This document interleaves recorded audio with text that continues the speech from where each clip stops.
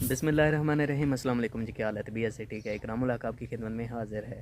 तो जो भाई चैनल पे नया है, सबसे पहले तो उससे दिल से यही रिक्वेस्ट है कि जल्दी से चैनल को सब्सक्राइब कर दें, वीडियो को लाइक कर दें और कमेंट बॉक्स में अपना नाम और अपने शहर का नाम ज़रूर बताएं। मुझे सपोर्ट करें ताकि मेरा 1 मिलियन सब्सक्राइबर का टास्क जल्दी पूरा हो जाए। तो मैं आया हूँ आसिफ मस्ताना के पास। आपने बहुत लाइक किया, बहुत सपोर्ट किया और मैंने कहा कि अपने व्यूअरों को दोबारा उससे मुलाकात करवाता हूँ, लेकिन अनफॉर्चुनेटली से वो यहाँ पे थे नहीं।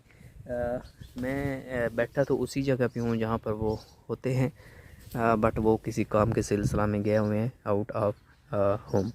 तो जैसे ही आते हैं सारा फिर से आपको आपके आपके जो जो क्वेश्चंस आपने मुझे कमेंट बॉक्स में किए थे वो सारे आसिफ मस्ताना से पूछेंगे और फिर आप तक पहुँचाएँगे।